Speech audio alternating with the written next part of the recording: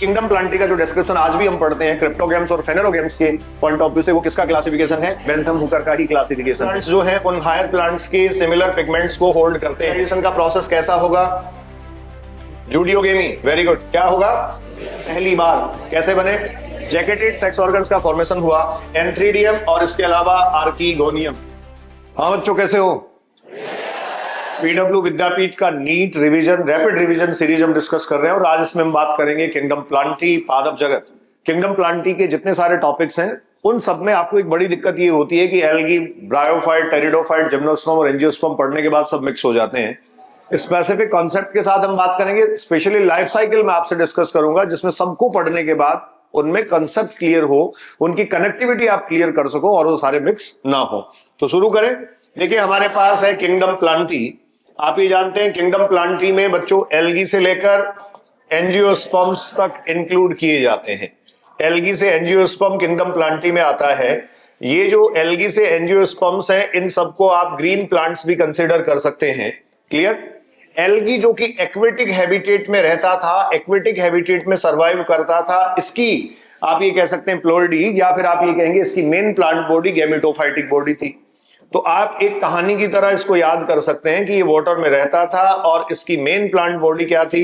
N, जिसको हम कह रहे हैं गैमेटोफाइट। ठीक है?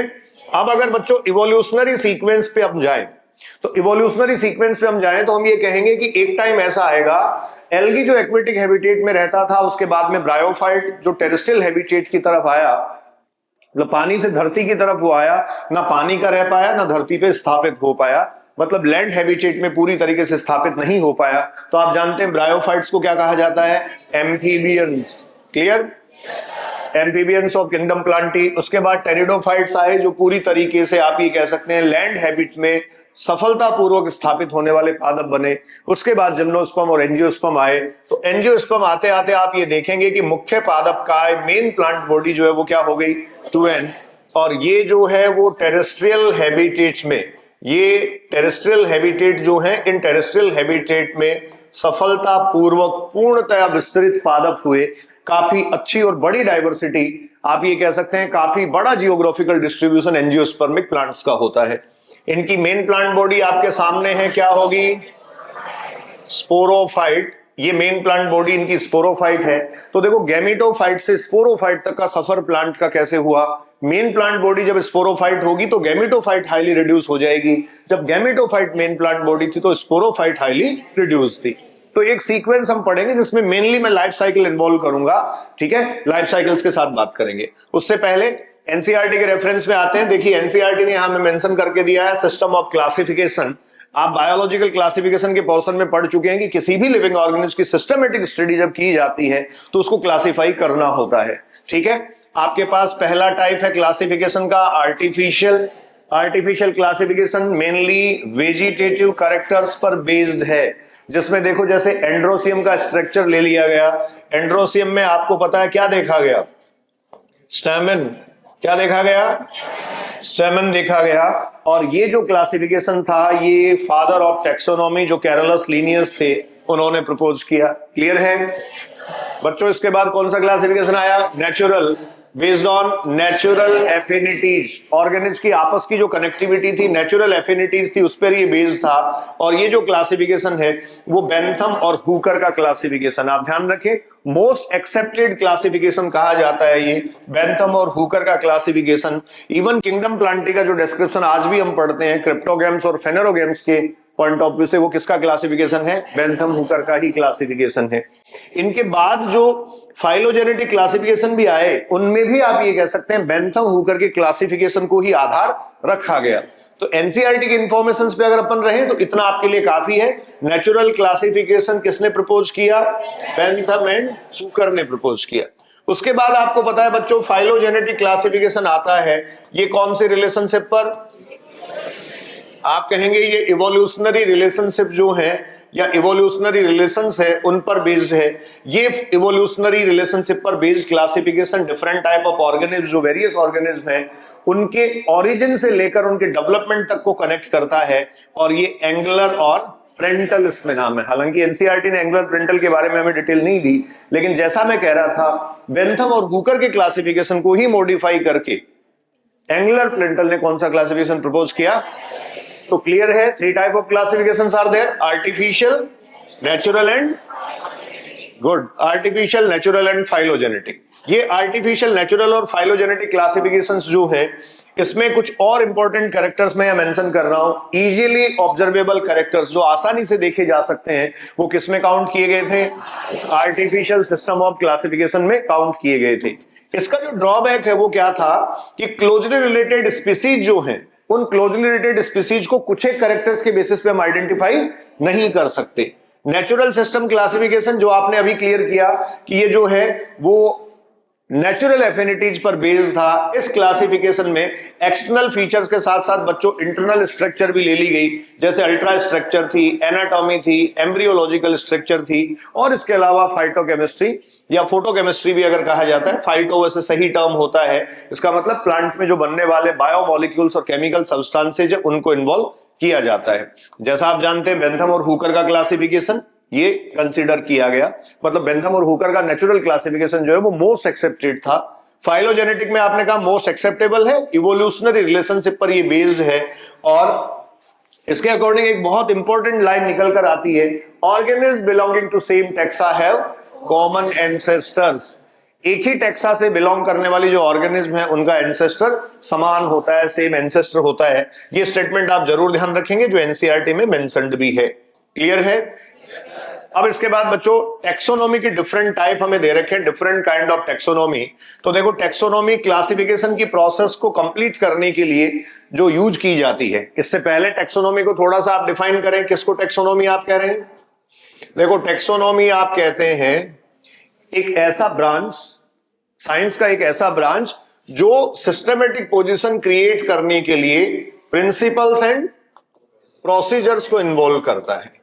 प्रिंसिपल्स एंड प्रोसीजर्स जो हैं उनको इन्वॉल्व करता है। तो principle and procedures of systematic position, किसी भी लिविंग ऑर्गेनिज्म की सिस्टमेटिक पोजीशन मींस उसका बच्चों क्लासिफिकेशन करने के लिए जो प्रिंसिपल और प्रोसीजर फॉलो किए जाते हैं उसको किसके अंडर स्टडी किया जाता है? टेक्सोनॉमी के अंडर स्टडी किया जाता है। तो यहां टेक्सोनॉमी के कुछ रेफरेंसेज आपको दे रखे हैं जो क्लासिफिकेशन में यूज होते हैं। देखो सबसे पहले आपके सामने है न्यूमेरिकल टेक्सोनॉमी। न्यूमेरिकल टेक्सोनॉमी जो है वो ऑब्जर्वेबल कैरेक्टर्स पे बेस्ड है, लेकिन इसमें बेसिकली डेटा जो है उनका कंप्यूटेशन किया जाता है, कंप्यूटरीकरण कर लिया जाता है। नंबर ऑफ डेटा काफी सारे लिए जा सकते हैं, उनको कोड या डिफरेंट नंबर असाइन कर दिए जाते हैं, और इसमें जो कैरेक्टर है हर एक कैरेक्टर को इक्वल इंपॉर्टेंस जो है वो दे दी जाती है। तो ये आप ये कह सकते हैं एक तरीके से कंप्यूटर बेस्ड एनालिसिस है। क्या है? क्लियर?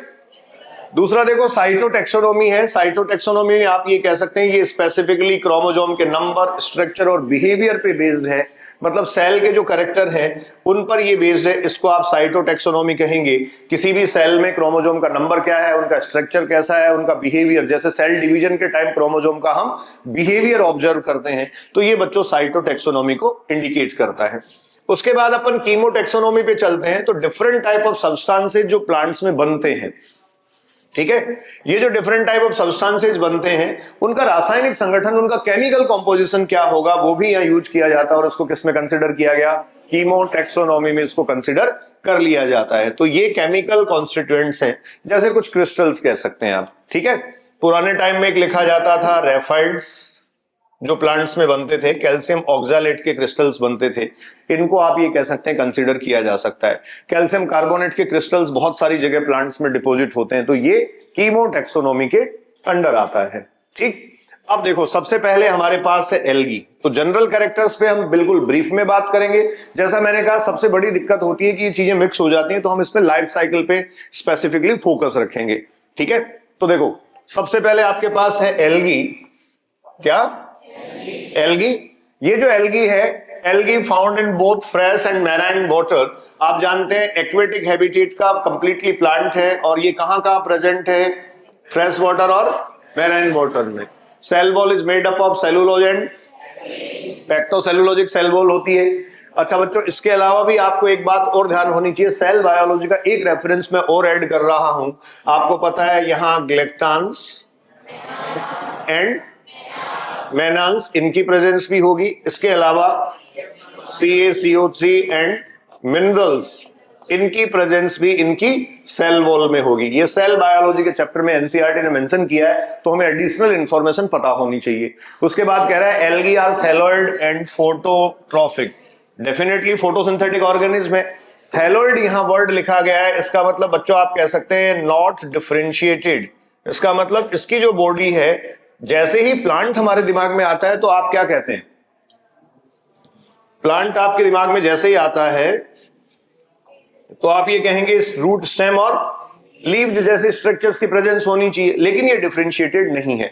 फिर देखो chlorophyll a, beta carotene are the universal pigment of the algae. आपको वैसे भी पता है फोटोसिंथेसिस में आप पढ़ते हैं क्लोरोफिल ए जो होता है, जितने सारे ऑक्सीजन इवॉल्विंग फोटोसिंथेट्स हैं, जितने सारे ऑक्सीजन इवॉल्विंग फोटोसिंथेट्स हैं जो ऑक्सीजन इवॉल्व करते हैं, उन सारे प्लांट्स में आप कह सकते हैं क्लोरोफिल ए क्या होगा, रिएक्शन सेंटर के फॉर्म में प्रेजेंट होता है और यूनिवर्सल पिगमेंट होगा।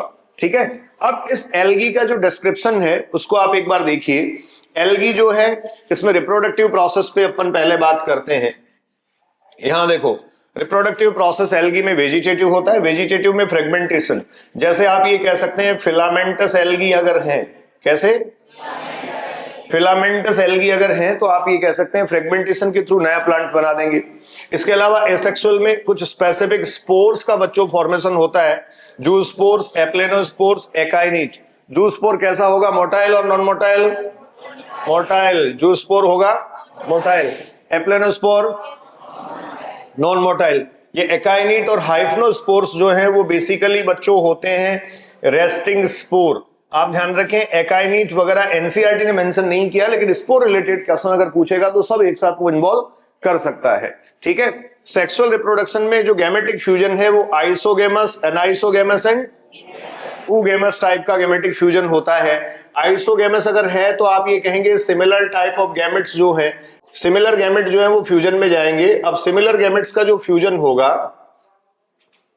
ये सिमिलर गैमेट्स का फ्यूजन किसको रिप्रेजेंट करेगा, आइसोगेमी को रिप्रेजेंट करेगा। मेल और फीमेल गैमेट की तरह सेल्स बिहेव इनमें करती हैं, ये आइसोगेमी को रिप्रेजेंट करता है, मेल गैमेट और फीमेल गैमेट।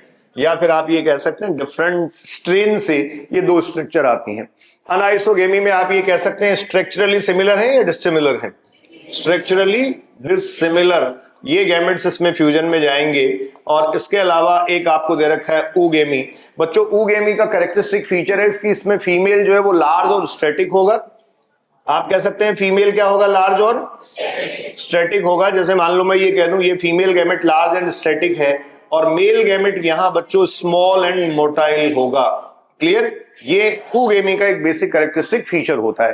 तो इस तरीके से अगर हम देखें तो हमारे पास आइसोगेमी, अनाइसोगेमी और ऊगेमी के कुछ एग्जांपल्स भी दे रखे हैं। जैसे एनसीईआरटी में आप देखोगे तो स्पाइरोगायरा और यूलोथ्रिक्स जैसे जो है वो आइसोगेमी में जाते हैं।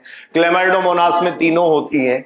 वोल्वोक्स जैसे एग्जांपल आपको देखें दे रखे, उनमें ऊगेमस कंडीशन होती है। ठीक है, अब इस एल्गी के क्लासिफिकेशन पे आते हैं। देखो एल्गी का जो क्लासिफिकेशन किया गया mainly based on the photosynthetic pigments, photosynthetic pigments के बेसिस पे इनका क्लासिफिकेशन किया गया। साथ में सेल वॉल का कॉम्पोजिशन क्या है और स्टोरेज में फूड मटेरियल क्या है। ठीक है, तो देखो हम सबसे पहले ग्रीन एल्गी की बात कर रहे हैं। ये क्लोरोफाइल से रखा गया, पिगमेंट्स सिमिलर टू, बताओ pigments similar to higher plants. ये हायर प्लांट्स जो हैं उन हायर प्लांट्स के सिमिलर पिगमेंट्स को होल्ड करते हैं, इसलिए ये जो एल्गी है ये chlorophycean algae, green algae consider किया जा रहा है। और आप ये कह सकते हैं हायर प्लांट से सिमिलरिटी इसकी है। फियोफाइसी जो ब्राउन एल्गी है, इसमें स्पेसिफिकली आप ये कह सकते हैं बच्चों जेंथोफिल्स। कौन से पिगमेंट, इसमें जेंथोफिल्स डोमिनेंसी के साथ प्रेजेंट होते हैं। आपको ये भी पता है यहां प्रेजेंट है chlorophyll a and chlorophyll b, उसके साथ कैरोटिनॉइड की प्रेजेंस है। यहां प्रेजेंट है chlorophyll a and chlorophyll c और यहां प्रेजेंट है chlorophyll a and chlorophyll d. Clear, ये यहां प्रेजेंट है। इसकी पिगमेंट सिमिलरिटी जो है वो बीजीए से ही होती है, क्योंकि यहां प्रेजेंट होते हैं फाइकोबिलीन्स। क्या प्रेजेंट है? या फाइकोबिलिन्स बच्चों प्रेजेंट हैं, और ये जो फाइकोबिलिन्स हैं ये फाइकोबिलिन्स होंगे R phycocyanin, R phyco and R phycocyanin and R phycoerythrin. ये आर फाइको एरिथ्रिन है। आपको देखिए पता होगा कि ये जो है वो रेड अपीयरेंस शो करता है। अगर इसकी डोमिनेंसी होगी तो रेड कलर दिखाई देगा। इसका मतलब बीजीए में ज्यादा कौन सा होगा? आर फाइकोसाइनिन या R phycoerythrin? R phycocyanin ज्यादा होगा, ये ब्लू कलर अपीयरेंस में आता है, और ये R phycoerythrin red algae में ज्यादा होगा। क्लियर? तो इस तरीके से पिगमेंटेशन है। सेल वॉल के कॉम्पोजिशन में भी डिफरेंस होता है। आपको पता है इसमें एल्जीन और उसमें काराजिनिन टाइप के सब्सटेंस प्रेजेंट होते हैं। इसमें क्या है? ठीक है, ये फाइकोकोलॉइड्स हैं, और यहाँ क्या प्रेजेंट है? काराजिनिन जैसे सब्सटेंस यहाँ प्रेजेंट है। ठीक है, तो ये भी एक डिफरेंस है। स्टोरेज वाला जो फूड मटेरियल उसमें भी आपने पढ़ा होगा, इसमें कौन सा स्टार्च है? Laminarin and good, laminarin and mannitol, laminarin and mannitol बच्चों यहाँ स्टार्च फॉर्म प्रेजेंट है, और इसमें कौन सा स्टार्च प्रेजेंट है? Floridean starch. यहाँ फ्लोरिडियन स्टार्च आप कह सकते हैं प्रेजेंट है। तो ये इस तरीके से कैटेगराइजेशन जब हमने किया या क्लासिफिकेशन किया एल्गी का, तो पिगमेंटेशन के साथ साथ सेल वॉल कॉम्पोजिशन और स्टोरेज फूड मटेरियल जो है उसको भी ध्यान में रखा गया। अब इसके बाद आप जब इनके मेन कैरेक्टर्स जो हैं वो कंपेयर जब करते हैं तो देखो ये कैरेक्टर्स हैं। क्लोरोफाइसी ग्रीन एल्गी, ये पिगमेंट है। Chlorophyll A, chlorophyll B, food storage starch. Clear? Cellulose का सेल वॉल है। फ्लैजिला का नंबर 2 to 8 इक्वल होंगे, एपिकल पार्ट पर प्रेजेंट होंगे। फ्रेश वाटर में रहती हैं, ब्रैकिश वाटर या सॉल्ट वाटर में सर्वाइव कर सकती हैं। फियोफाइसी कौन सा एल्गी है? ब्राउन एल्गी है। देखो ये ग्रीन एल्गी था, ब्राउन एल्गी जो है उसमें आप कहते हैं chlorophyll A, chlorophyll C, fucoxanthin जो जेंथोफिल का टाइप है, मैनिटोल और लेमिनेरिन, सेलुलोर एंड एल्जीन अभी हमने डिस्कस किया। इसके अलावा आप ये कह सकते हैं ये जो है वो भी फ्रेश वाटर में रेयर प्रेजेंट होती है। मेनली ये दोनों मैराइन हैबिटेट में ही प्रेजेंट होती है। रोडोफाइसी में कौन सा एल्गी है बच्चों? रेड एल्गी है। ये जो रेड एल्गी है इसमें क्लोरोफिल ए, डी और फाइको एरिथ्रिन, जैसा मैं कह रहा था साइनिन बीजीए में ज्यादा होता है, एरिथ्रिन किसमें? रेड एल्गी में ज्यादा होगा। Floridean starch, cellulose, pectin and polysulphate asters यहां प्रेजेंट होते हैं। वहां नॉन सल्फेटेड और यहां सल्फेटेड एल्जिन और काराजिनिन की बात की जा रही है। इसके बाद ये देखो एब्सेंट्स, इसका मतलब यहां मोटाइल स्ट्रक्चर क्या होती हैं? एब्सेंट होती हैं। और मोटाइल स्ट्रक्चर्स की जो एब्सेंस है, ये एब्सेंस यहां इसके एडवांसमेंट को बताती है। किसको? फ्रेश वाटर में कुछ एक प्रेजेंट होंगी, बेसिकली ये ब्रैकिश वाटर और मोस्टली सॉल्ट वाटर में प्रेजेंट होती हैं। इसका मतलब एल्गी की एग्जिस्टेंस आपको कहां देखने को मिलेगी? मैराइन हैबिटेट में। क्लियर? मैराइन हैबिटेट में देखने को मिलेगी। ठीक है, अब ये गैमेटिक फ्यूजन वगैरह कुछ दे रखे हैं, इनको फिर रिवाइज करते हैं। पहले मैं एल्गी का ओवरऑल व्यू, एक लाइफ साइकिल आपसे डिस्कस करता हूं। देखिए बच्चों, लाइफ साइकिल की अगर हम बात करें, आपने अभी क्लियर किया कि algae mainly thalloid plant body है। कैसी? थैलोइड प्लांट बॉडी है। ये जो थैलोइड ऑर्गेनाइजेशन है मोस्ट ऑफ एल्गी का, इस थैलोइड ऑर्गेनाइजेशन में main plant body, main body आप कह सकते हैं एन है, गैमेटोफाइट है ना, मेन बॉडी एन और गैमेटोफाइट या गैमेटोफाइटिक बॉडी है। क्लियर? अब देखो गैमेटोफाइटिक बॉडी और मेन प्लांट बॉडी पर ही सेक्स ऑर्गन्स डेवलप होंगे। तो यहां जो सेक्स ऑर्गन्स डेवलप होंगे उनको आप कह सकते हैं oogonium and antheridium. Good, oogonium और बच्चों ओगोनियम और एंथ्रीडियम में आप देख रहे हैं, तो ओगोनियम तो कौन सा sex organ? Female. Antheridium male sex organ है। ये ओगोनियम और एंथ्रीडियम जो है वो बेसिकली कैसे होते हैं? Sex organ basically unicelled. आप जानते हैं सेक्स ऑर्गन जो थैलोइड बॉडी में बनेंगे वो कैसे होंगे? यूनिसेल्ड होंगे। एक एक्सेप्शन एल्गी में होता है जिसमें सेक्स ऑर्गन मल्टीसेल्ड होते हैं, और वो एक्सेप्शन क्या है?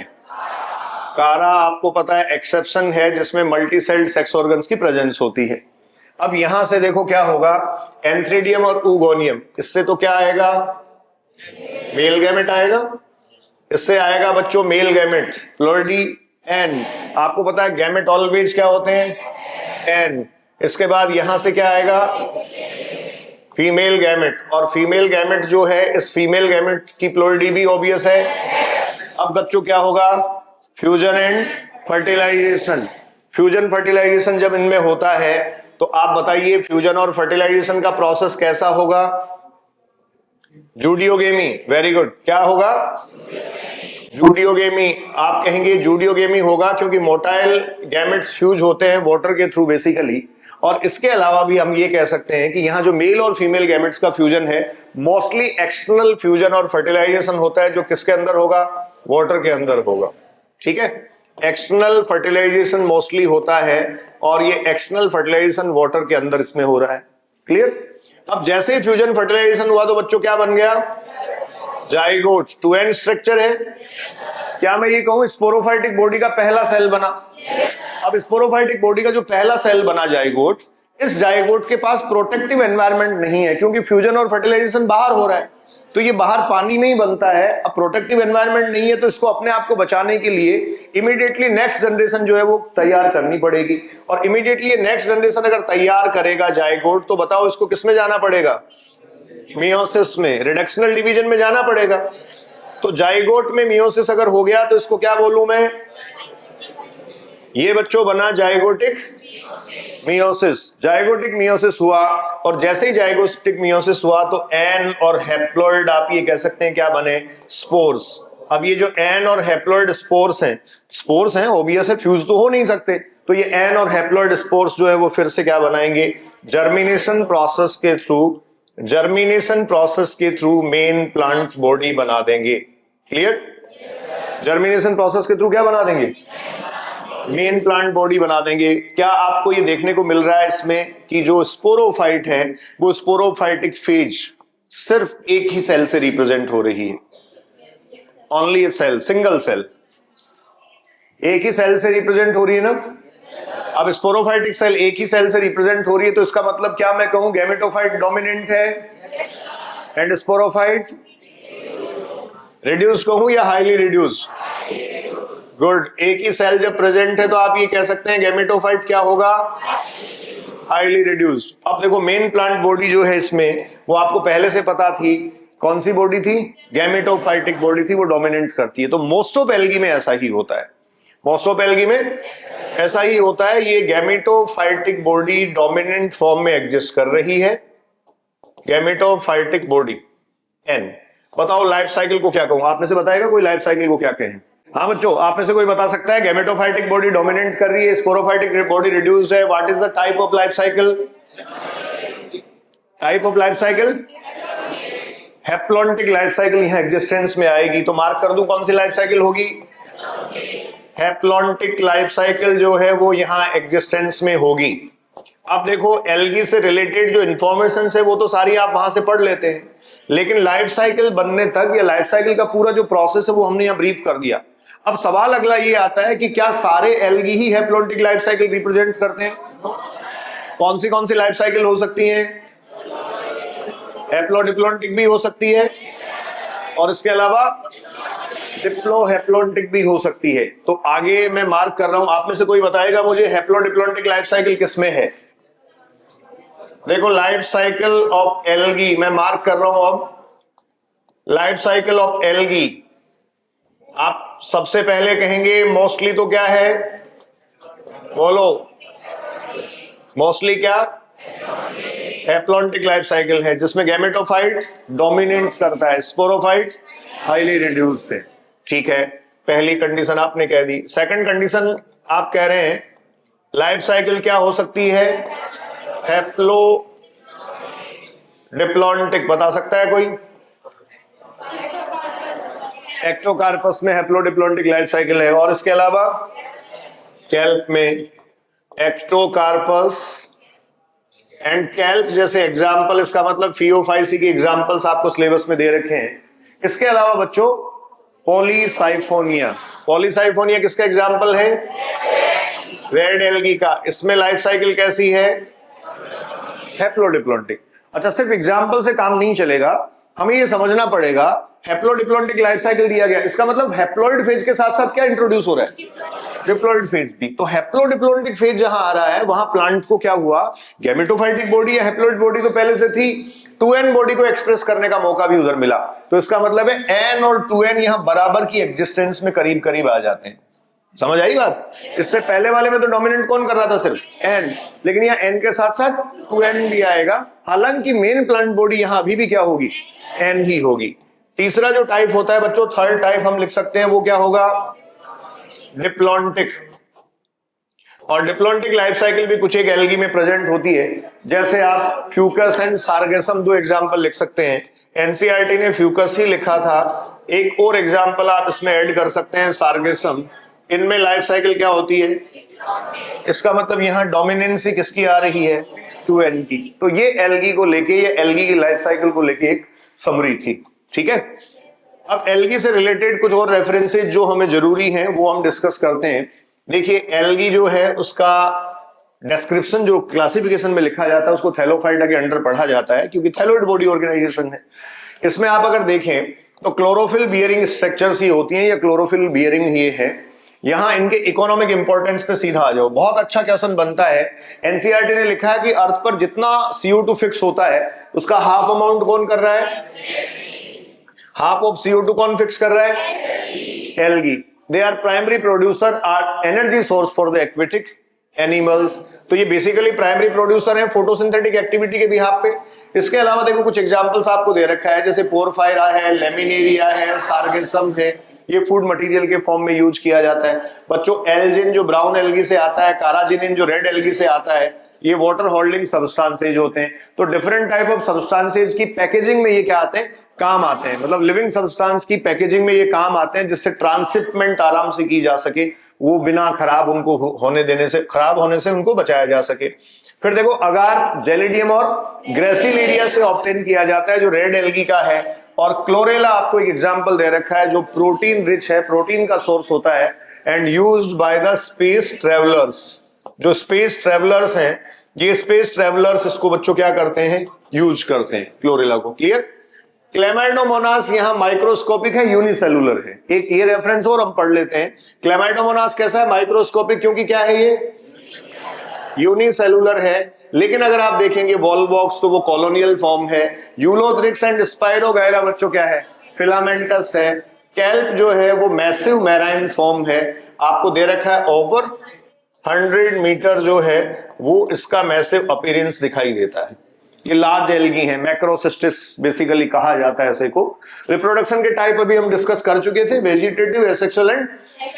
लेकिन गैमेटिक फ्यूजन जो, उस गैमेटिक फ्यूजन में भी कुछ एग्जांपल्स के साथ बात कर लीजिए। जैसे फर्स्ट देखो आइसोगेमस जो कंडीशन है, आइसोगेमी जो है उसमें आपको पता है बच्चों क्लेमाइडोमोनास में मोटाइल गैमेट प्रेजेंट होते हैं, तो वहां सिमिलर साइज के गैमेट फ्यूज होते हैं। तो क्लेमाइडोमोनास में आइसोगेमी, एनाइसोगेमी एंड oogamie सब होती है। डिटेल डिस्क्रिप्शन में हमने हर एक मेंबर का गैमेटिक फ्यूजन पढ़ रखा है, लेकिन यहां सिर्फ एनसीईआरटी को मैं ब्रीफ कर रहा हूं। स्पाइरोगायरा जो है नॉन मोटाइल फॉर्म होते हैं, तो स्पाइरोगायरा में भी एग्जैक्टली आप कह सकते हैं आइसोगेमी है। अनाइसोगेमी की बात अगर आप करें तो यहाँ यूडोरिना एक एग्जाम्पल आपको दे रखा है। और अगर oogamous की बात करें तो वॉलवॉक्स और फ्यूकस दे रखा है, जिसमें फीमेल गैमेट नॉन मोटाइल है but male gamete is motile. ये इस तरीके से मेल और फीमेल गैमेट की बात कंप्लीट होती है। अगला आ रहा है एम्फीबियन ऑफ किंगडम प्लांटी। क्या हुआ, ब्रायोफाइट। देखो ब्रायोफाइट्स आपने कहा क्या करता है ब्रायोफाइट, एक्वेटिक हैबिटेट से बाहर निकला और टेरेस्ट्रियल हैबिटेट की तरफ चला, लेकिन ना टेरेस्ट्रियल हैबिटेट में वो स्टेब्लिश हो पाया। मतलब मैं ये कह सकता हूं कि टेरेस्ट्रियल हैबिटेट में सफलतापूर्वक स्थापित नहीं हो पाया। ये जो प्लांट था, ये कौन सा प्लांट था, ब्रायोफाइट। तो अपन सीधे ब्रायोफाइट पे चलते हैं। इसके कुछ जनरल कैरेक्टर्स जो हैं उनको डिस्कस करते हैं, फिर इसकी भी लाइफ साइकिल हम पढ़ेंगे। वो कह रहा है सॉइल में प्रेजेंट होता है, बट सेक्सुअल रिप्रोडक्शन के लिए किस पे डिपेंडेंसी है, वाटर पे इसकी डिपेंडेंसी है। मतलब अपनी लाइफ साइकिल को पूरा करने के लिए इसको किसकी जरूरत है, पानी की जरूरत है। एक बहुत इंपॉर्टेंट रोल इसका होता है सक्सेशन के प्रोसेस में। बेयर रॉक्स पर लाइकेन के साथ आप कह सकते हैं ये बच्चों इनिशियली कॉलोनाइज होता है, इनिशियल कॉलोनाइजर के फॉर्म में होता है।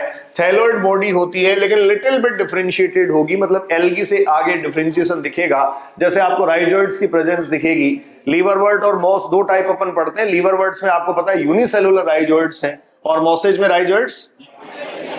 सबसे बड़ा जो चेंज हुआ वो बच्चों ये है, यहां सेक्स ऑर्गन पहली बार कैसे बने, जैकेटेड सेक्स ऑर्गन्स का फॉर्मेशन हुआ, एंथ्रीडियम और इसके अलावा आर्कीगोनियम। क्या मैं ये कह सकता हूं ये फर्स्ट आर्कीगोनिएट प्लांट है? क्या है ये? फर्स्ट आर्कीगोनिएट प्लांट्स है। सबसे पहले आर्कीगोनिया इन्हीं प्लांट्स में बना। प्लांट बॉडी का जो स्ट्रक्चर है उसमें वो कह रहा है कि जैसे लीवरवर्ट्स में हम देखें बेसिकली प्रोस्ट्रेट होता है, सरफेस पे ग्रोथ करता है। कुछ एक इरेक्ट होते हैं, सीधे खड़े होते हैं, जैसे फ्यूनेरिया। आगे अगर आप देखोगे मॉस में आपको एग्जांपल दे रखा है तो वो सीधा खड़ा होगा। राइजोइड्स की प्रेजेंस होगी रूट्स की जगह। इनमें रूट, स्टेम और लीफ की ट्रू प्रेजेंस तो नहीं होती लेकिन उनके जैसी दिखने वाली स्ट्रक्चर्स इनमें बनने लगती हैं। मेन प्लांट बॉडी यहाँ हैप्लॉइड होती है जो गैमेटोफाइटिक बॉडी होती है। तो मेन प्लांट बॉडी अभी भी क्या है? एल्गी में भी क्या थी? गैमेटोफाइटिक बॉडी थी। फिर इसके बाद प्लांट बॉडी आप ये कह सकते हैं जैसे ही वहां से मेल और फीमेल गैमेट्स बनते हैं उनका फ्यूजन होता है, जाइगोट वो बनाते हैं और सीधे सीधे आप ये कह सकते हैं किसमें आ जाते हैं? जाइगोट बनाते हैं, रिडक्शनल डिवीजन होता है, स्पोर्स। तो लाइफ साइकिल पे चलें इसकी भी। तो देखो अगला अपन डिस्कस कर रहे हैं life cycle of bryophytes. Life cycle of bryophytes. Bryophytes की लाइफ साइकिल पे चलते हैं। बताओ मेन प्लांट बॉडी क्या होगी? Gametophytic body. तो देखो बच्चों gametophytic body main plant body होती है और ये जो गैमेटोफाइटिक बॉडी है यहां आप ये कहेंगे एन बॉडी है। ये जैसे लीवरवर्ट और मॉस में दोनों की बात करूं तो एक साथ मैं मेंशन कर देता हूं। इस तरीके से आपको दे रखा है। ये तो स्ट्रक्चर किसी आपको मिल सकता है किसका? लीवरवर्ट का। ठीक है, ये स्ट्रक्चर आपको किसी लीवरवर्ट का मिल सकता है और ये स्ट्रक्चर आप कहेंगे किसी मॉस का होगा। जैसे मॉस में मैं बना देता हूं, ये राइजोइड्स की प्रेजेंस है, कुछ स्पाइरली अरेंज्ड लीफी स्ट्रक्चर्स हैं, नॉट ट्रू लीव्स, ये वास्तविक लीव्स नहीं है बच्चों। ये गैमेटोफाइटिक बॉडी होती है। तो ये मॉस है, इसको मैं लिख देता हूं फ्यूनेरिया। ठीक है, और ये आपको दे रखा है क्या? मार्केंसिया। इस तरीके के प्लांट फॉर्म दे रखे हैं। हम लाइफ साइकिल पढ़ रहे हैं इसलिए समझने के हिसाब से एक सिंबॉलिक डायग्राम मैंने बनाया है। अब देखो इस मेन प्लांट बॉडी को गैमेटोफाइटिक बॉडी जो है इस पर आप कहेंगे क्या प्रेजेंट होंगे? यहां सेक्स ऑर्गन्स की प्रेजेंस होगी। किसकी प्रेजेंस होगी? सेक्स ऑर्गन्स की प्रेजेंस होगी। तो यहां जो सेक्स ऑर्गन्स हैं सबसे पहली बार आप ये कह रहे हैं सेक्स ऑर्गन्स यहां स्पेसिफाई हुए। फीमेल सेक्स ऑर्गन क्या बना? आर्कीगोनिया, जो कैसा था? Multi cell jacketed. कंपेयर करते चलो, वहां ऊगोनियम जो था सिंगल सेल था। यहां देखो बच्चों इस तरीके का आर्कीगोनिया बना, फ्लास्क शेप आर्कीगोनिया था। इस आर्कीगोनिया में बाहर जैकेट लेयर प्रेजेंट थी, जैकेट सेल्स प्रेजेंट थी। जैकेट लेयर और जैकेट सेल्स इसमें प्रेजेंट थी। ये जैकेट लेयर और जैकेट सेल्स जो प्रेजेंट थी इसके अंदर इस तरीके से नेक कैनाल सेल्स प्रेजेंट थी। इनको एनसीसी अपन कहते हैं। अंदर एक cells VCC venter canal cell कही जाती है और सबसे अंदर इसमें फीमेल गैमेट होता है जो कौन सी सेल होगी? एग सेल हो जाएगी। क्लियर है? तो देखो ये थी NCC, neck canal cell, VCC and egg cell. ये multi celled jacketed female sex organ archegonia हुआ। ठीक है, आर्कीगोनिया को कैसा सेक्स ऑर्गन कह रहे हैं आप? Female sex organ. क्लियर? अब यहां से देखो दूसरा एंथ्रीडिया। और बच्चों ये एंथ्रीडियम या एंथ्रीडिया जो है ये मेल सेक्स ऑर्गन है। ये भी आप कहेंगे multi celled jacketed sex organ के फॉर्म में डेवलप होता है। किसके फॉर्म में डेवलप होता है? Multi celled jacketed sex organ के फॉर्म में डेवलप होता है। ये बाहर देखिए बच्चों जैकेट लेयर इसमें प्रेजेंट है और ये multi celled jacketed sex organ के फॉर्म में प्रेजेंट होता है। तो इसमें भी अंदर फॉर्मेशन होगा एंथ्रोजोइड्स का। किसका फॉर्मेशन होगा? यहां से भी एन गैमेट्स फॉर्मेशन में आएंगे तो यहां से बनेंगे एंथ्रोजोइड्स। क्लियर? ये गैमेट है क्या? Male gamete. Clear? Male gamete है, स्ट्रक्चर क्या होगा? एन। और ये इधर आर्कीगोनिया जो है ये भी एग सेल प्रोड्यूस कर चुकी है, फीमेल गैमेट है। अब यहां से देखो, आपने कहा फ्यूजन और फर्टिलाइजेशन का जो प्रोसेस है वो होता है, तो यहां का जो एंथ्रोजोइड होता है वो बेसिकली आप ये कह सकते हैं बाइफ्लैजिलेटेड मोटाइल होगा। क्या होगा? बाइफ्लैजिलेटेड एंड मोटाइल होगा। ये मोटाइल मेल गैमेट वाटर के थ्रू ट्रांसफर होता है, फीमेल आर्किगोनिया के माउथ को अप्रोच करता है, यहां तक पहुंचता है। अब फीमेल आर्किगोनिया की नेक कैनाल सेल और वेंटर कैनाल सेल से होते हुए ये फर्टिलाइजेशन की प्रोसेस करता है। तो मैं ये कह सकता हूं फर्दर फर्टिलाइजेशन का जब प्रोसेस होगा तो फर्टिलाइजेशन के प्रोसेस में क्या एग सेल और एंथ्रोजोइड के फ्यूजन से जो बनने वाला जाइगोट है वो जाइगोट आर्किगोनिया के अंदर बनेगा? किसके अंदर बना? तो इसके अंदर मैं ये शो कर देता हूं बच्चों, दिखा देता हूं, ये जाइगोट बन गया, आर्किगोनिया के अंदर जाइगोट बना, 2n स्ट्रक्चर बनी। और ये जो आपके पास नेक कैनाल सेल और वेंटर कैनाल सेल थी, बेसिकली ये नेक कैनाल सेल और वेंटर कैनाल सेल इस टाइम क्या होती हैं? डीजनरेट हो जाती हैं, क्योंकि इधर से ये जो मेल गैमेट था वो ट्रांसफर होते हुए यहां क्या करवा देता है? फ्यूजन और फर्टिलाइजेशन। तो क्या हम ये कह पाएंगे कि फ्यूजन और फर्टिलाइजेशन की प्रोसेस इनसाइड होने लगी? फ्यूजन फर्टिलाइजेशन कहां होने लगा? मतलब एक्सटर्नल था या इंटरनल? इंटरनल था, लेकिन अभी भी मोटाइल स्ट्रक्चर थी, इसलिए हम क्या बोलेंगे? जूडियोगेमी।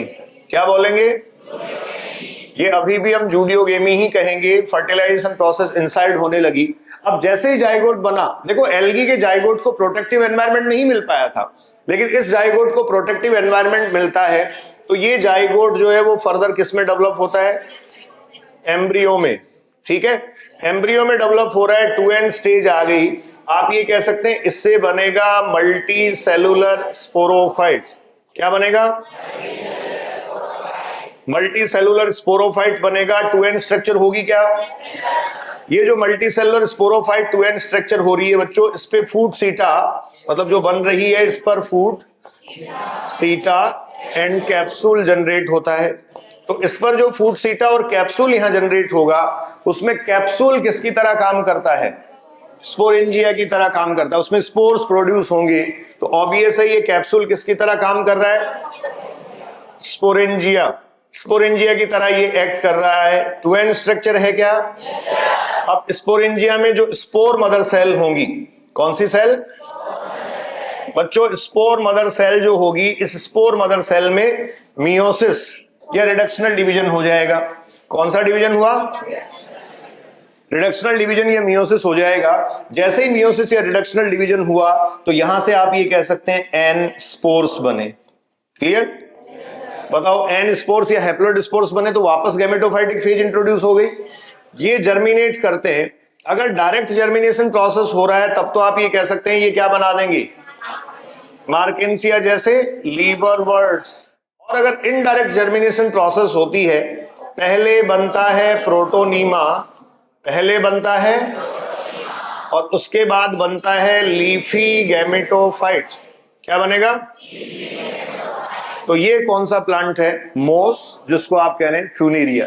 तो ये आपके सामने कंप्लीट लाइफ साइकिल है। इस ब्रायोफाइट की जो कंप्लीट लाइफ साइकिल है, क्या इसमें आप देख रहे हैं एन और 2n फेज जो है वो दोनों एग्जिस्टेंस में है। एन और 2n फेज दोनों एग्जिस्टेंस में है। यहां 2n फेज सबसे पहले एग्जिस्टेंस में आई और 2n फेज भी आप कह सकते हैं मल्टी सेलुलर एग्जिस्टेंस में थी। जबकि एल्गी में जाइगोट बनते ही इंस्टेंटली क्या हो रहा था? Reductional division. लाइफ साइकिल को क्या कहा जाए? हैप्लो। तो देखो ये हैप्लो डिप्लॉन्टिक लाइफ साइकिल है। क्या है? तो इस तरीके से ये जो ब्रायोफाइट्स हैं वो ब्रायोफाइट्स अपना लाइफ स्पैन कंप्लीट करते हैं। इसकी हेल्प से आप लीवरवर्ट और बॉसेज के जो कैरेक्टरिस्टिक फीचर्स हैं उनको बहुत आराम से, बहुत आसानी से आप समझ सकते हैं। ठीक है, अगले प्लांट पे अपन बच्चों चलते हैं, वो है टेरिडोफाइट्स। तो पहले टेरिडोफाइट्स के कुछ जनरल कैरेक्टर्स जो हैं उनको मैं यहां ब्रीफ कर रहा हूं। टेरिडोफाइट्स आपको पता है अर्थ पर या लैंड हैबिटेट पर सक्सेसफुली स्टैब्लिश्ड प्लांट थे। आप ये कह रहे हैं सक्सेसफुली स्टैब्लिश्ड प्लांट्स हैं। ये पूरी तरीके से परफेक्टली आप कह सकते हैं लैंड हैबिटेट में सक्सेसफुली स्टैब्लिश हो गए।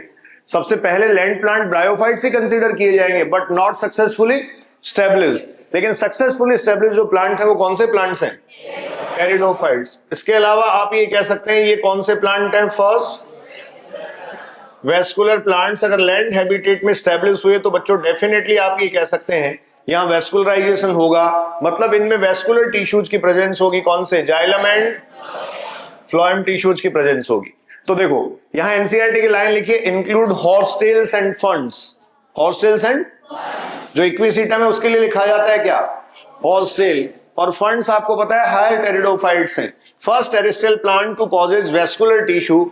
हैबिटेट आपको दे रखा है found cool damp and shady places. ठीक है, ये कुछ ऐसे भी जो है वो सैंडी सॉइल कंडीशंस में भी अच्छी तरीके से फ्लरिश करते हैं, मतलब इनका ग्रोथ एंड डेवलपमेंट काफी अच्छा होता है सैंडी सॉइल कंडीशंस में भी। इसका मतलब एरिड और सेमी एरिड जोन में भी ये काफी अच्छी ग्रोथ करते हैं। जैसे हमारे यहाँ जो टेरेस्ट्रियल हैबिटेट में जो सेमी एरिड और एरिड जोन हमारे यहाँ है, ड्राई जोन है, उनमें भी आप जानते हैं ऑर्नामेंटल प्लांट्स के फॉर्म में टेरिडोफाइट्स उगाए जाते हैं। प्लांट का स्ट्रक्चर अगर आप देखें तो पहला प्लांट ऐसा था जिसने अपनी मेन प्लांट बॉडी, मतलब पहला प्लांट ग्रुप ऐसा था जिसने अपनी मेन प्लांट बॉडी क्या कर ली? स्पोरोफाइट बॉडी कर ली 2n। और ये जो मेन बॉडी थी ये आप कह रहे हैं 2n बॉडी थी, लेकिन इस पे फ्री लिविंग गैमेटोफाइट भी प्रेजेंट था। इसके स्पोरोफाइट पर रिटेन करने के बजाय इसका गैमेटोफाइट फ्री लिविंग फॉर्म में प्रेजेंट था। याद कीजिए क्या कह रहे थे? क्या कह रहे थे?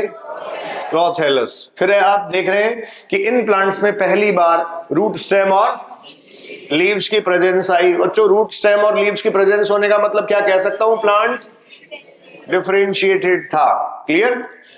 लीव्स की जो प्रेजेंस थी इसमें वो भी माइक्रोफिलस और मैक्रोफिलस दो टाइप की थी। जैसे एक सिलेजिनेला आपको एग्जांपल दे रखा है, ये माइक्रोफिलस कंडीशन शो करता था, जबकि मैक्रोफिलस फंड्स, जो फंड्स होते हैं उनमें लीफ का साइज क्या होता है? बड़ा होता है। ये फंड्स हैं।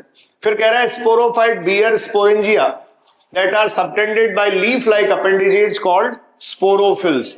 दो स्पोरेंजिया जो हैं वो लीफ लाइक अपेंडेजेस के ऊपर ही लगी होती हैं, और उन स्पोरेंजिया को, या वो जो स्पोरेंजिया जिस लीफ लाइक स्ट्रक्चर पर लगी होती है उसको क्या बोलेंगे? स्पोरोफिल। अभी मैं लाइफ साइकिल बनाऊंगा उसमें क्लियर होगा आपको और अच्छे से। और साथ में लिखा है इट में कॉम्पैक्ट स्ट्रक्चर कॉल्ड स्ट्रोबिलाई और कॉन। तो कुछ प्लांट्स ऐसे थे जिनमें स्पोरोफिल के ऊपर आप ये कह सकते हैं स्पोरेंजिया लगी थी और वो एग्रीगेट होके कॉन जैसे स्ट्रक्चर बना गया। जैसे सिलेजिनेला और इक्विसिटम दोनों में ही क्या प्रेजेंट होता है? कॉन। आप देखेंगे तो cone basically characteristic feature gymnospermic plants का था। ठीक है, फिर देखो इन प्लांट्स में सेक्सुअल रिप्रोडक्शन कैसे होगा? तो आप जानते हैं यहां भी सेक्स ऑर्गन आर्किगोनिया और एंथ्रिडिया ही प्रेजेंट है। तो इसको लाइफ साइकिल से अपन ब्रीफ कर लेते हैं जिससे ज्यादा इजीली आप इसको क्लियर कर पाएंगे। देखो यहां लाइफ साइकिल जब टेरिडोफाइट्स की आप पढ़ेंगे,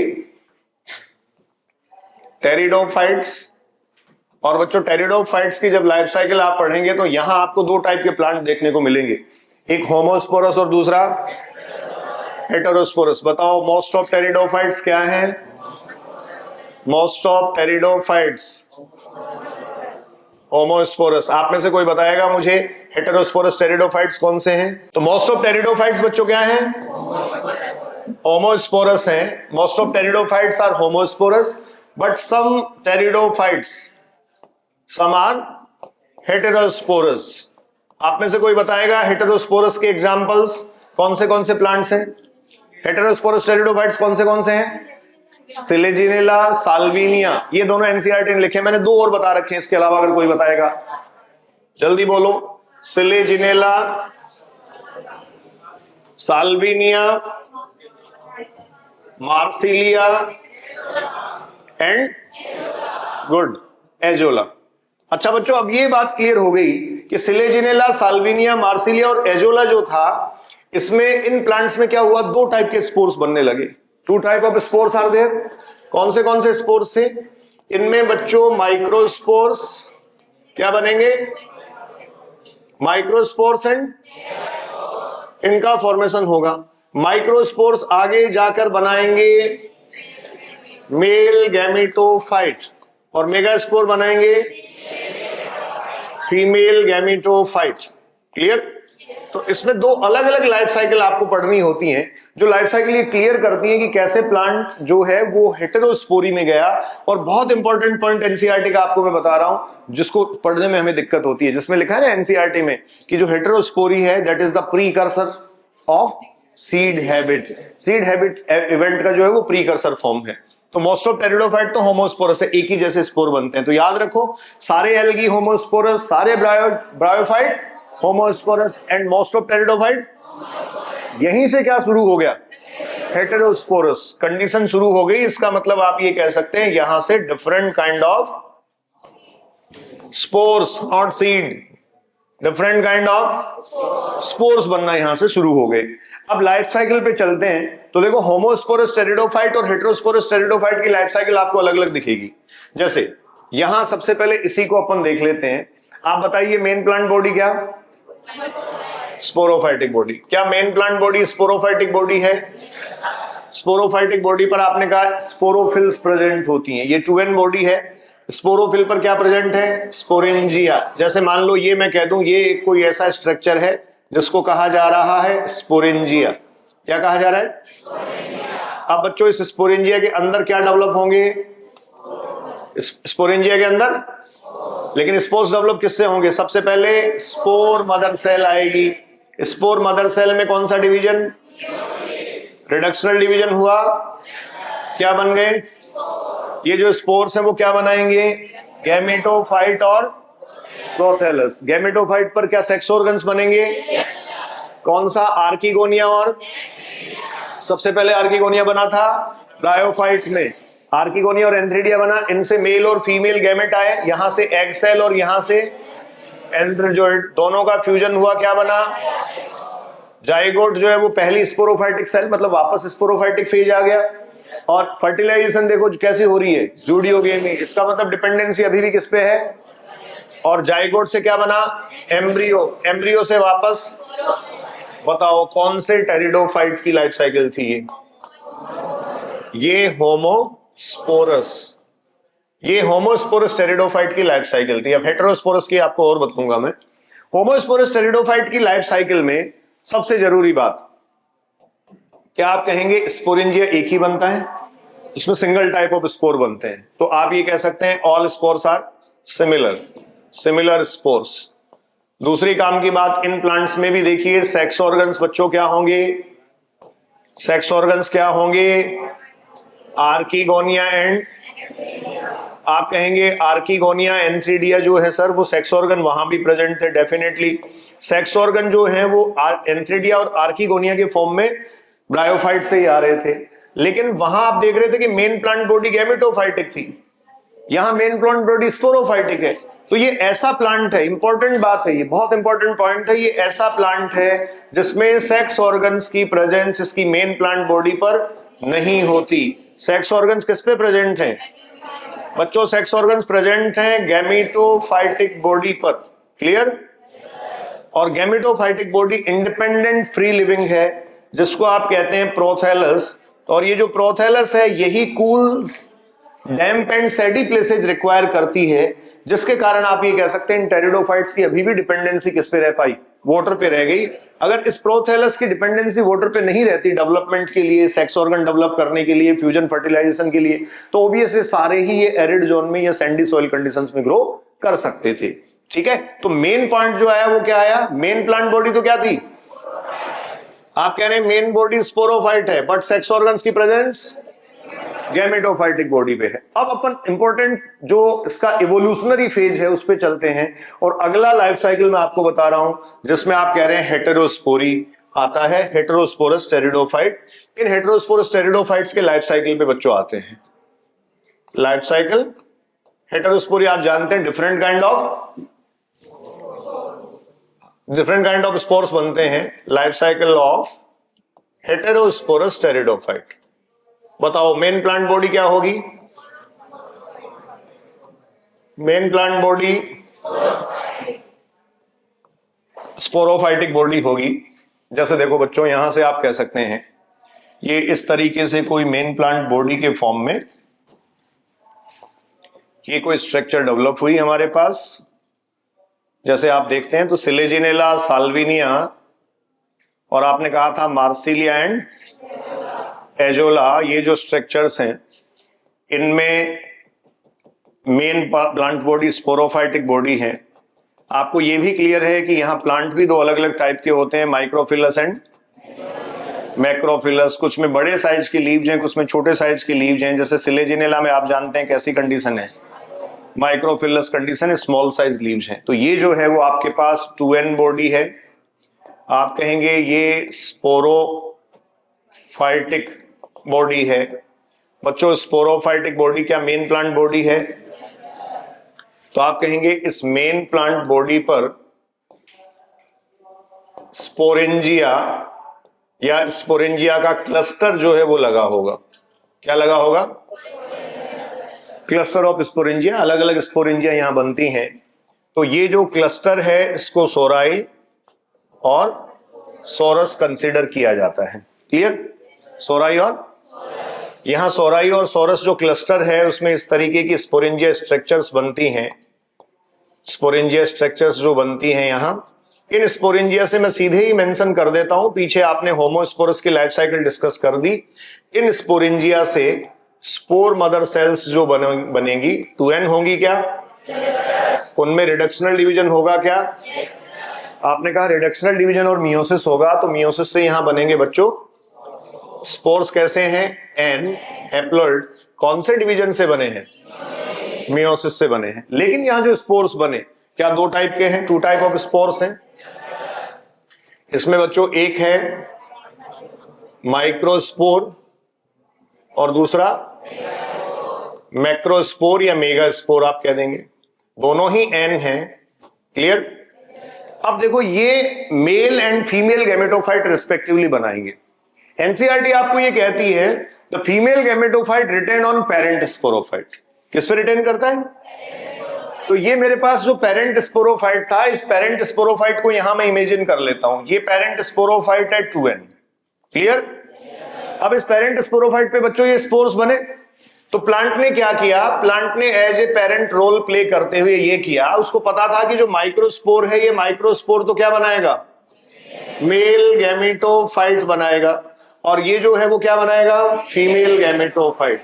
तो उसने मेल को तो क्या कर दिया? बाहर। उसको पता था ये मेल है, कहीं भी सरवाइव कर लेगा। तो अपनी मेन बॉडी से आप ये कह सकते हैं इस मेल गैमेटोफाइट को बाहर इसने सरवाइव करने के लिए छोड़ दिया। इसका मतलब माइक्रोस्पोर्स उसके आसपास ही या सराउंडिंग में कहीं जर्मिनेट करेंगे, और सराउंडिंग में जर्मिनेट करके क्या बना लेंगे? Male gametophyte. लेकिन मैक्रोस्पोर्स को कहां जर्मिनेट करवाया? अपने ही ऊपर इसने जर्मिनेट करवाया और अपने साथ ही यहां डेवलप होने दिया। ये मैं मान लेता हूं एक स्ट्रक्चर जो मैं बना रहा हूं ये एन स्ट्रक्चर है, और ये एन स्ट्रक्चर किसको रिप्रेजेंट करती है? फीमेल गैमेटोफाइट को। क्लियर? किसको रिप्रेजेंट करेंगी? अब क्या आप देख रहे हैं? There is the combination of the 2 phases 2n and n। अब देखो बच्चों आगे क्या होगा? इस फीमेल गैमेटोफाइट पे सेक्स ऑर्गन बनेगा। कौन सा सेक्स ऑर्गन? आर्कीगोनिया। कौन सा सेक्स ऑर्गन है? मेल और फीमेल। ये आप कहेंगे फीमेल सेक्स ऑर्गन बन गया।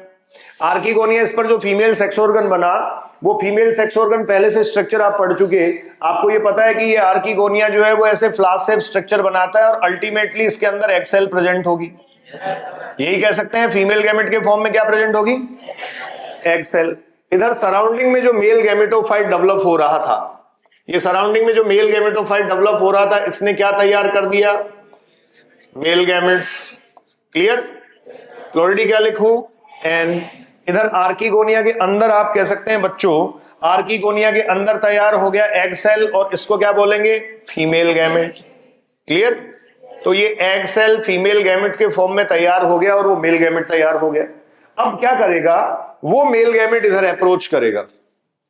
ये मेल गैमेट देखिए अप्रोच करता है, तो ये मेल गैमेट यहां तक पहुंचता है, वैसे ही जैसे फीमेल आर्कीगोनिया में पहले पेनिट्रेट कर रहा था। इसके अंदर आएगा, और फाइनली आप ये कह सकते हैं यहां से क्या डेवलप हो जाएगा?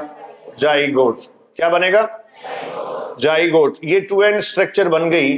अब बताओ, सबसे पहले तो एनसीईआरटी का वो स्टेटमेंट आपको क्लियर है, the female gametophyte retain on parent sporophyte. Female gametophyte ये बॉडी है जो किस पे? पेरेंट स्पोरोफाइट पे सर्वाइव कर रही है।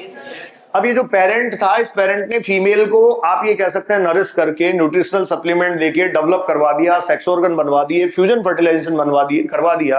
अब इसके पास इसको इससे ज्यादा न्यूट्रिशनल सप्लीमेंट देने का कोई प्लान नहीं था। क्लियर? न्यूट्रिशनल सप्लीमेंट देने का प्लान नहीं था, तो अब धीरे धीरे 2n को क्या होना चाहिए? रिड्यूस होना चाहिए। तो आप ये देखेंगे कि 2n धीरे धीरे रिड्यूस हो रहा है। ये 2n बॉडी जो है, जो स्पोरोफाइटिक बॉडी है, ये किस में जा रही है? रिडक्शन में। और दूसरी काम की बात आप ये देख रहे हैं कि यहां जो n बॉडी डेवलप हुई थी, उस n बॉडी के ऊपर भी अब 2n स्ट्रक्चर डेवलप हो गई, जो क्या था? जाइगोट। तो देखो ये 2n, ये n और ये पहले वाला 2n, इन तीनों के कॉम्बिनेशन को समझ लीजिए, आपको आगे तक सीड फॉर्मेशन प्रोसेस क्लियर हो जाएगा। सबसे पहली बात, क्या आप ये कह सकते हैं यहां 3 जनरेशंस का कॉम्बिनेशन है? ये है ओल्ड स्पोरोफाइट। क्या होगा ये बच्चों? ये ओल्ड स्पोरोफाइट है क्या? ये ओल्ड स्पोरोफाइट। ये जो है वो क्या बना? ये वाला 2n आप कहेंगे ये न्यू स्पोरोफाइट है। और ये क्या है? गैमेटोफाइट। अब देखो, जैसे ही ओल्ड स्पोरोफाइट और न्यू स्पोरोफाइट का कॉम्बिनेशन बनता है, वैसे ही एग्जैक्टली आप ये कह सकते हैं सीड फॉर्मेशन का प्रोसेस इनिशिएट हो जाता है। तो यहां भी सीड बनना चाहिए था, क्यों नहीं बना? यहां इसलिए नहीं बना क्योंकि पेरेंट किस में जा रहा है? रिडक्शन में। पेरेंट के पास न्यूट्रिशनल सप्लीमेंट का कोई प्लान नहीं था। तो आगे जाके आप ये देखेंगे कि यहां सिर्फ जो है वो आपके पास ये सब रिड्यूस हो जाएंगे और 2n स्पोरोफाइट ही बचेगा। इस 2n से क्या बनेंगे? फिर क्या बनेंगे? स्पोर्स कौन से डिवीजन से बनेंगे? मियोसिस से बनेंगे। क्लियर? किससे बने? मियोसिस से डेवलप हुए। और ये जो मियोसिस से स्पोर्स डेवलप होंगे, या फिर आप ये कह सकते हैं जो ओल्ड स्पोरोफाइटिक बॉडी है ना, सीधा भी हम मेंशन कर सकते हैं, इस ओल्ड स्पोरोफाइट और न्यू स्पोरोफाइटिक बॉडी का कॉम्बिनेशन तो आ गया। ओल्ड स्पोरोफाइट और न्यू स्पोरोफाइटिक बॉडी, सॉरी ये नहीं मेंशन करेंगे। ओल्ड स्पोरोफाइटिक बॉडी और न्यू स्पोरोफाइटिक बॉडी के कॉम्बिनेशन में ओल्ड धीरे धीरे खत्म हो जाता है। और जो न्यू स्पोरोफाइटिक बॉडी है, जो न्यू स्पोरोफाइटिक बॉडी है वो मल्टी सेलुलर किसमें कन्वर्ट हो जाएगी? स्पोरोफाइट में। और मल्टी सेलुलर स्पोरोफाइट ही फाइनली किसको बना देगा? प्लांट बॉडी को बना देगा। तो बताओ यहां लाइफ साइकिल कैसा रहा? लाइफ साइकिल को क्या लिखूं? Diplo haplontic. डिप्लो हैप्लॉन्टिक क्यों कहा गया? क्योंकि मेन प्लांट बॉडी क्या थी? Sporophyte, diploid. और इसके अलावा अल्टरनेटिवली जो बॉडी बनी वो थी क्या थी? गैमेटोफाइट। यहां आप ध्यान रखें, इसमें देखो क्या हो रहा था, जो सेक्स ऑर्गन्स का डेवलपमेंट था, सेक्स ऑर्गन का डेवलपमेंट इंडिविजुअल प्रोथेलस पे होता है, जैसा प्रोथेलस की आप बात पीछे कर रहे थे। तो देखो प्रोथेलस इस तरीके के स्ट्रक्चर्स यहां डेवलप होते हैं जिसमें स्मॉल राइजोइड्स की प्रेजेंस भी होती है। ये एन स्ट्रक्चर्स डेवलप होते हैं और इन्हीं पे सेक्स ऑर्गन्स बनते हैं। तो होमोस्पोरस में तो दोनों इसी पे बनेंगे। और हेटेरोस्पोरस में क्या होगा? हेटेरोस्पोरस में फीमेल गैमेटोफाइट तो पेरेंट पे बन जाएगा और मेल गैमेटोफाइट सेपरेटली डेवलप होगा। क्लियर है? तो ये मुझे लगता है आपको बच्चों अब क्लियर हो गया होगा। यहां से हमने ये जब फर्टिलाइजेशन और फ्यूजन प्रोसेस करवाया था, इससे पहले एन फेज देखा, उसके बाद ये 2n फेज था और पहले से क्या चला रहा था? 2n phase. तो ये एक तरीके से लाइफ साइकिल है जो क्लियर करती है आपको ये कि हेटेरोस्पोरस टेरिडोफाइट किस तरीके से सर्वाइव करेंगे। हमें सारे एग्जांपल्स वगैरह एनसीईआरटी ने दे रखे हैं, उनके अकॉर्डिंग जो है वो हम आराम से देख सकते हैं। जैसे यहाँ कुछ टेरिडोफाइट्स जो है उनकी एग्जांपल्स आपके सामने हैं। ये कौन? सिलेजिनेला। ये कैसा है? इक्विसिटम। ये कौन है? फर्न्स। और ये क्या है? साल्विनिया। साल्विनिया और सिलेजिनेला दोनों ही क्या है? हेटेरोस्पोरस है। क्लियर है? ठीक है। अब लास्ट प्लांट ग्रुप पे आते हैं और लास्ट प्लांट ग्रुप आपको पता है क्या है? जिम्नोस्पर्म। एंजियोस्पर्म को हम यहां नहीं डिस्कस करेंगे क्योंकि एम्ब्रियोलॉजी में एंजियोस्पर्म की कंप्लीट आप पढ़ते हैं। तो देखो जिम्नोस्पर्म कैसे प्लांट है? नेकेड सीड प्लांट है। आप कह सकते हैं पहले ऐसे प्लांट हैं, फर्स्ट प्लांट है जिनमें क्या बना? सीड बना। तो इनको फर्स्ट सीड प्लांट आप कह सकते हैं। ठीक है। इन प्लांट्स में भी आपको एनसीईआरटी में जो डिटेल दे रखी है, जनरल इंफॉर्मेशन है, पहले आप वो पढ़िए। मेनली प्लांट जो है वो ट्री और सर्ब्स ही होते हैं। रूट, स्टेम और लीव्स वेल डिफरेंशिएटेड होती हैं। रूट और स्टेम और लीव्स के बहुत सारे कैरेक्टरिस्टिक फीचर्स जो हैं वो आपको दे रखे हैं। जैसे यहाँ जो प्लांट्स कुछ आप देखेंगे, इन प्लांट्स में देखिए ये आपको दे रखा है साइकस, ये पाइनस, ये साइकस आपको दे रखा है, ये पाइनस प्लांट है, और वो आपको दे रखा है गिंको बाइलोबा। ठीक है। तो ये सब डिस्क्रिप्शन डिटेल वहां से आपको पढ़ने को मिल जाएगी। यहां भी लाइफ साइकिल का इशू होता है, लाइफ साइकिल में ड्रॉ करूंगा। देखो साइकस जो प्लांट है वो डायसियस है कि मोनोसियस है? डायसियस प्लांट है, इसमें मेल और फीमेल जो है वो डिफरेंट या अलग अलग डेवलप होते हैं। इस प्लांट को आप आइडेंटिफाई कर सकते हैं कौन स्ट्रक्चर जो है वो परफेक्टली यहां आपको दिखेगी, कौन से प्लांट में, मेल में या फीमेल में। मेल में कौन अपीयरेंस इसमें दिखेगी, ये इस तरीके के कौन स्ट्रक्चर दिखाई देती हैं।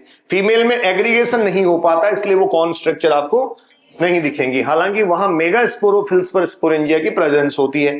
पाइनस कैसा होता है, पाइनस होता है, मोनोसियस होता है, और जिंको बाइलोबा इसको आप लिविंग फोसिल कहते हैं।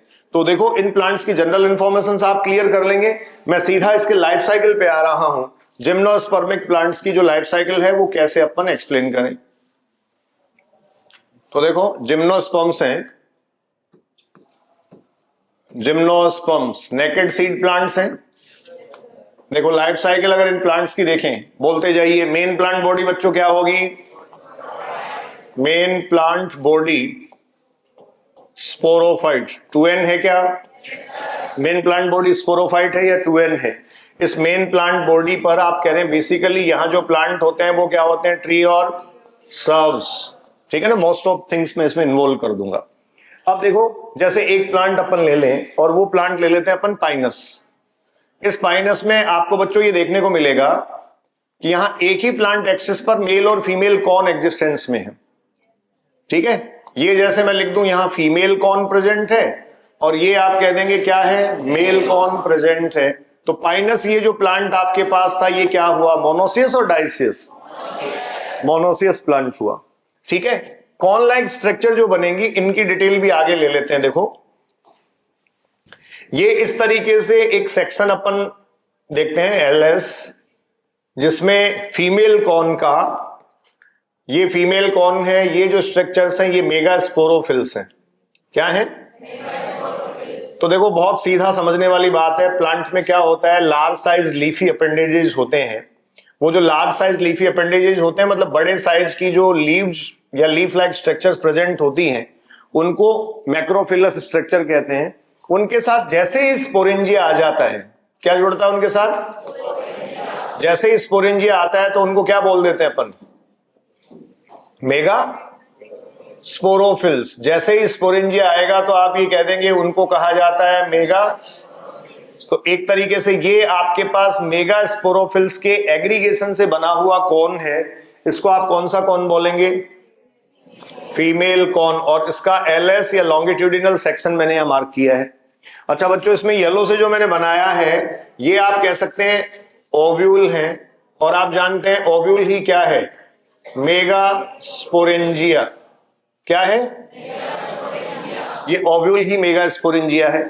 स्ट्रक्चर कैसा होगा, ये भी ऑब्वियस है, 2n स्ट्रक्चर ही होगा। क्या होगा, 2n स्ट्रक्चर ही होगा।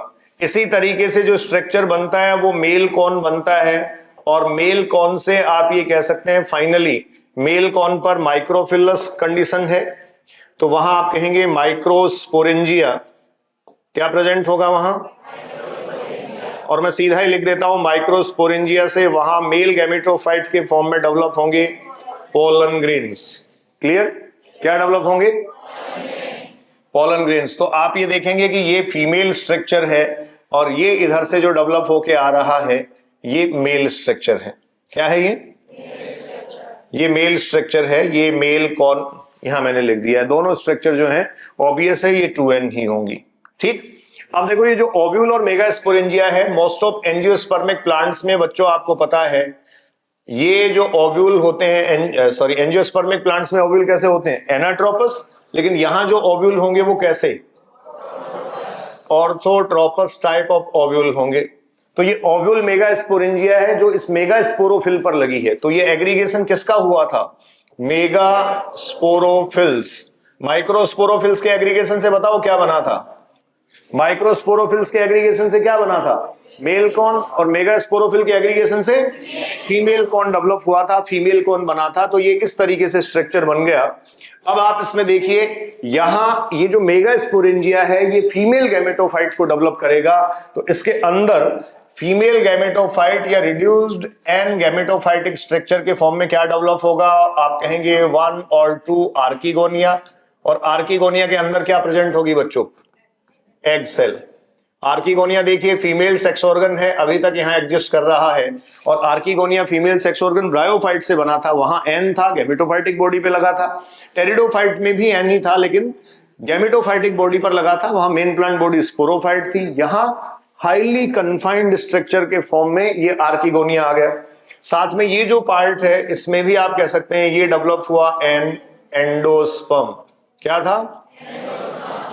अब देखो जो पोलन ग्रेन्स यहां से डेवलप होते हैं बच्चों, ये पोलन ग्रेन्स आप कह सकते हैं, ये पोलन ग्रेन्स ट्रांसफर होते हैं यहां तक। और पोलन ग्रेन्स का यहां जो ट्रांसफर प्रोसेस होता है इसको बेसिकली आप कहते हैं पॉलिनेशन। क्या होगा?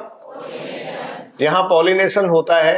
पॉलिनेशन की प्रोसेस के बाद ये जो पोलन ग्रेन्स हैं वो जर्मिनेट होकर मेल गैमेटोफाइट बनाते हैं। और मेल गैमेटोफाइट से अब जो चेंजेज आते हैं वो ये होंगे, देखिए वो जो आर्किगोनिया के अंदर एग सेल थी अब वो फ्यूजन और फर्टिलाइजेशन से क्या बना चुकी है? जाइगोट। फ्यूजन और फर्टिलाइजेशन से जाइगोट बना चुकी है। और ये स्ट्रक्चर जो है वो एंडोस्पर्म के फॉर्म में प्रेजेंट है। ठीक है, आपने पहले ही क्लियर कर लिया कि ओव्यूल यहां जो होता है वो ओव्यूल कैसा? ऑर्थोट्रोपस टाइप ऑफ ओव्यूल था। ओव्यूल कैसा था? ऑर्थोट्रोपस। तो अब फ्यूजन फर्टिलाइजेशन की जो प्रोसेस होती है ये पोलन ट्यूब के थ्रू होती है। यहां पोलन ग्रेन्स जर्मिनेट करते हैं, pollen grains with pollen tube. किसके साथ? Pollen grains with pollen tube. बच्चों जब पोलन ग्रेन पोलन ट्यूब के साथ आता है तो अब जूडियोगेमी के बजाय इसको क्या कहना शुरू कर देंगे आप? साइफोनोगेमी। क्या कहेंगे? इसको साइफोनोगेमस कंडीशन आप कहेंगे, सिफोनोगेमी ये होगी। और इस साइफोनोगेमस कंडीशन में यहां देखो क्या हुआ, पोलन ट्यूब के थ्रू फर्टिलाइजेशन होने से ये जाइगोट बन गया। क्या बना? 2n स्ट्रक्चर हो गई। अब बताओ क्या यहां ओल्ड स्पोरोफाइट है बाहर की तरफ? कौन से स्ट्रक्चर्स को ओल्ड स्पोरोफाइट कहूं? ये जो 2n स्ट्रक्चर है, ये जो इंटेग्यूमेंट्स हैं, ये तो देखो क्या हो गए? Old sporophyte. ओल्ड, ठीक है। न्यू स्पोरोफाइट कहां है? जाइगोट जो बना बच्चों वो क्या है? और इसके अलावा ये एंडोस्पर्म एन है, ये क्या है? गैमेटोफाइट। तो सीड बनते टाइम यहां आप ये कह सकते हैं 3 जनरेशंस का कॉम्बिनेशन है क्या? अब ये एंडोस्पर्म यूटिलाइज हो जाएगा और फाइनली आप ये कह सकते हैं एंडोस्पर्म के यूटिलाइज होने के बाद यहां क्या बनेगा? सीड। ये सीड नेकेड होंगे क्योंकि आपको पता है कि ये जो ओव्यूल था वो मेगा स्पोरोफिल पर ओपन लगा था, ये यहां सीड में कन्वर्ट होता है। तो फीमेल कॉर्न में बहुत सारे सीड्स जो हैं वो फॉर्मेशन में आते हैं। सीड यहां जो बनते हैं वो कैसे होते हैं? नेकेड। इससे पीछे वाला प्लांट सीड क्यों नहीं बना पाया था? तो आपको ये पता है कि उसने भी ओल्ड और न्यू स्पोरोफाइट का कॉम्बिनेशन तो करवा लिया था, बट न्यूट्रिशनल सप्लीमेंट के फॉर्म में एंडोस्पर्म जैसा उसके पास कोई प्लांट नहीं था, तो ये सीड बन जाते हैं। अब बच्चों ये सीड जो है वो जाएंगे किसमें? जर्मिनेशन प्रोसेस में। और आपको पता है सीड अपने जर्मिनेशन प्रोसेस से या जर्मिनेशन से क्या एस्टेब्लिश कर देता है? Main plant body. बताओ लाइफ साइकिल बता सकता है आप में से कोई? जिम्नोस्पर्म की लाइफ साइकिल कैसी होगी? जिम्नोस्पर्म की लाइफ साइकिल कैसी? Life cycle diplontic life cycle होगी। जिम्नोस्पर्म्स डिप्लॉन्टिक लाइफ साइकिल को रिप्रेजेंट करेंगे। कैसा? मियोसिस। ये कोई बता सकता है आप में से? जल्दी से माइक पास करिए, बताइए कैसा? देखो सबसे पहले एल्गी में जाइगोटिक मियोसिस हुआ था। कैसा? जाइगोट में डिवीजन हो रहा था। उसके बाद ब्रायोफाइट और टेरिडोफाइट में स्पोरिक मियोसिस हो रहा था। यहां आपको बताना है जिम्नोस्पर्म में कौन सा मियोसिस हो रहा है। मियोसिस कहां हो रहा है पहले तो ये क्लियर कीजिए। देखो यहां ओव्यूल या मेगा स्पोरेंजिया जो थी, इस मेगा स्पोरेंजिया में ही रिडक्शनल डिवीजन से क्या बनेंगे? Mega spore. मतलब इसमें मैं अगर सीक्वेंस लिखूं तो मेगा स्पोर मदर सेल होगी एमएमसी, उसमें रिडक्शनल डिवीजन होगा, उससे क्या बनेगा? Mega spore. और मेगा स्पोर ही अल्टीमेटली फीमेल गैमेटोफाइट को बनाता है। किसको बनाएगा? मतलब एन स्ट्रक्चर ये बनेगी, फीमेल गैमेटोफाइट को ये बनाएगा। तो एन स्ट्रक्चर जो है वो बनाने के लिए यहां मियोसिस या रिडक्शनल डिवीजन हुआ, स्पोर बनाने के लिए हुआ। कौन सा मियोसिस? कौन सा मियोसिस? Sporic meiosis. अच्छा क्लियर कर लीजिए, सेल डिवीजन सेल साइकिल के चैप्टर से भी कनेक्ट करता है। प्लांट में गैमेट फॉर्मेशन के लिए कहीं भी डायरेक्ट रिडक्शनल डिवीजन, प्लांट में गैमेट फॉर्मेशन माइटोसिस प्रोसेस से ही हो रहा है। तो ये था बच्चों, आज हमने किंगडम प्लांटी जो है, उस किंगडम प्लांटी के चैप्टर में जितने सारे प्लांट ग्रुप्स हैं उनकी लाइफ साइकिल के साथ और उनके स्पेसिफिक रेफरेंसेस के साथ उनको कंक्लूड किया है। All clear? सब क्लियर हुआ? लाइफ साइकिल पढ़िए, लाइफ साइकिल के साथ उनकी बाइफर्केशन कीजिए, कहां से कौन सा चेंज आ रहा है, उसके बाद आपको आराम से, बहुत आराम से ये सारी चीजें समझ आ जाएंगी। ठीक है, thank you, thanks a lot.